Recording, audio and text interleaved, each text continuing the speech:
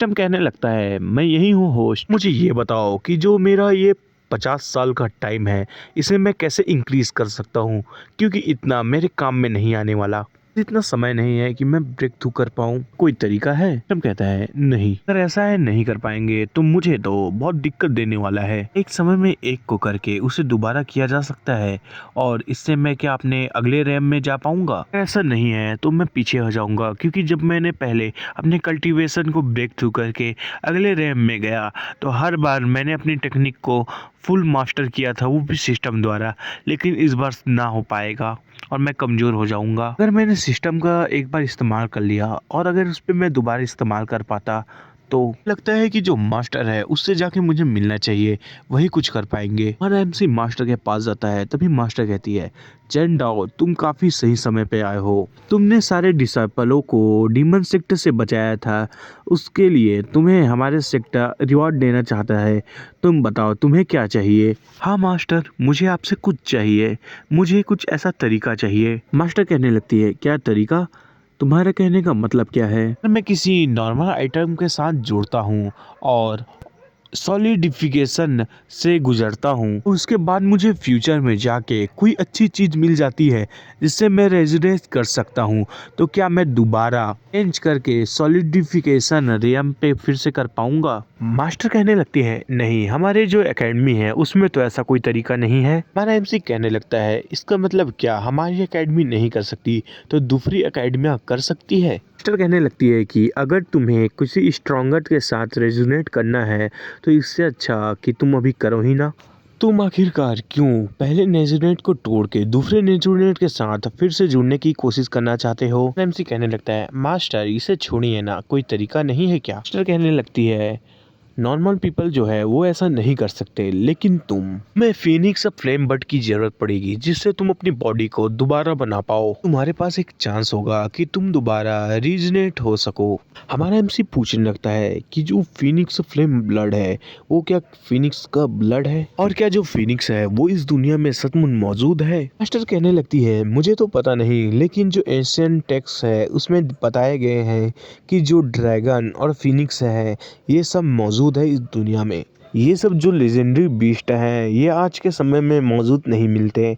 अगर हमें इनका सामना हो तो वो ऐसी जगहों में होगा जो कोई एक रूइंस पे मिल पाएंगे। और एमसी कहने लगता है, मास्टर आखिरकार जो मुझे फिनिक्स का ब्लड है वो कहाँ मिल पाएगा? मैं अभी उसे ढूंढने जाऊंगा फिर।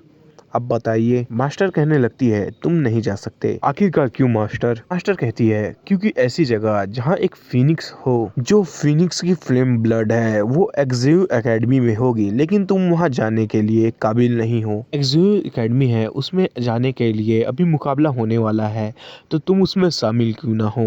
और अगर तुम जीत जाते हो तो तुम उसके अंदर जा पाओगे। मास्टर इसके अलावा और कोई तरीका नहीं है? ये इतना ज्यादा इंतजार नहीं करना। सुनने के बाद मास्टर चुप हो जाती है। कोई और तरीका? अगर तुम इंतजार नहीं कर सकते तो चलो मैं तुम्हें वहाँ ले जाती हूँ। मास्टर क्या आप उस एकेडमी में जा सकते हैं? मास्टर कहने लगती है, तुम्हें पता नहीं होगा, लेकिन जो तुम्हारी ये मास्टर है पहले उसी एकेडमी में मेंटोर थी। मेंटोर मतलब टीचर, ठीक है। हमारा एमसी कह रहा होता है कि मैंने सोचा था कि इन सब चीज़ों के बारे में मैं जांग्यू एकेडमी में रिपोर्ट करूंगा, लेकिन अब तो मुझे कुछ ज़्यादा ही जल्दी जाना पड़ेगा। जब आप यहीं हैं तो चलो अब हम लोग चलते हैं। लोग गाइस, आपको मैं बता देना चाहूँगा, यहाँ एक ही राइटर है शायद इन दोनों को बनाने वाला।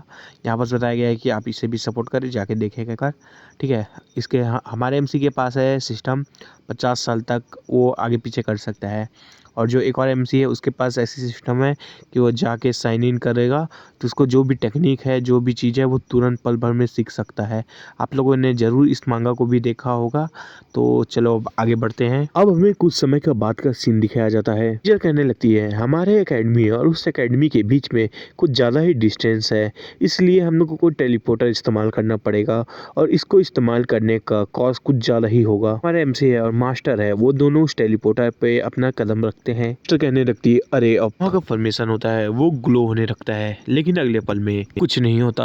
मास्टर कहने लगती है ये जो बिग फॉर्मेशन है इसे चार्ज होने में और लंबा समय लगने वाला है, क्योंकि इसे फिलहाल पिछले समयों में इस्तेमाल किया गया था।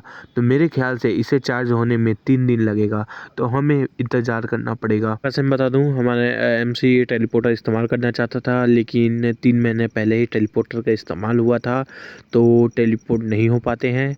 इसलिए हमारा एमसी अपने सिस्टम का इस्तेमाल करके 3 महीना पहले समय ले जाता है। सिस्टम इसे 3 महीने पहले ले चलो। 1 मिनट रुको मास्टर कहती है क्या हुआ? मास्टर आप एक बार इस्तेमाल करके तो देखिए, मुझे लगता है कि ये जो बिग फॉर्मेशन है इसमें इतनी तो एनर्जी होगी कि एक बार हम लोगों को ट्रांसमिट कर सके। मास्टर कहती है क्या तुम्हें लगता है सचमुच? मास्टर कहती है फॉर्मेशन स्टार्ट हो जाओ। मास्टर कुछ और कहती है, लेकिन वो थोड़ा अजीब लगता था, इसलिए मैंने ये बोला। पर में चारों तरफ से एनर्जी उस फॉर्मेशन में आ रही होती है। मास्टर हैरान हो जाती है और कहने लगती है इसमें तो बहुत ज्यादा एनर्जी है।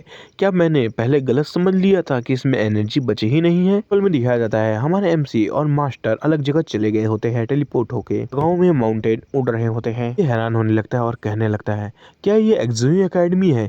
ये काफी बड़ा और सुंदर लग रहा है। ये समझ सकते हो कि जो हमारा येलो एकेडमी है और जिया एकेडमी, उसमें ऐसा गैप है कि हमारा एकेडमी एक विलेज की तरह है और इनकी एकेडमी एक शहर की तरह। यही जो कल्टीवेशन है वो असली से शुरू होती है। भी हमारे एमसी और उसकी मास्टर को दो उड़ते हुए कहते हैं आखिरकार तुम लोग हो कौन? जेंगू एकेडमी है, तुम जैसे बेकार लोगों को यहाँ से चला जाना चाहिए। मास्टर बताने लगती है हम लोग येलो मार्शल एकेडमी से हैं। वैन यू एकेडमी, अभी टेस्ट का दिन नहीं है तो तुम इतनी जल्दी क्यों आ चुके हो? तुम वापिस जाओ। सर एक पेंडेंट दिखाती है और दिखाने लगती है। लोगों को कुछ बताने वाला हूँ जिससे आप लोग को डाउट में ना हो। मैंने कुछ गड़बड़ बोल दिया था, अब आगे जाके मुझे समझ आया कि उसका मतलब कुछ और था। अब मैं आगे बढ़ता हूँ, आप लोग समझ जाओगे मैंने क्या गलती की थी। है वो बताने लगती है कि मैं यूनियू एकेडमी से यहाँ अपने प्रमोशन के बाद यहाँ अपने टीचिंग को लेने आई हूँ। मतलब वहाँ से प्रमोशन हुआ है तो अब ये यहाँ का टीचर बन चुकी है। का मतलब तो ये है कि तुम एक ट्यूटर हो, चाहे तो तुम आ सकती हो। और तुम बताओ तुम क्यों आए हो? कहता है मैं तो सिर्फ यहाँ देखने आया हूँ।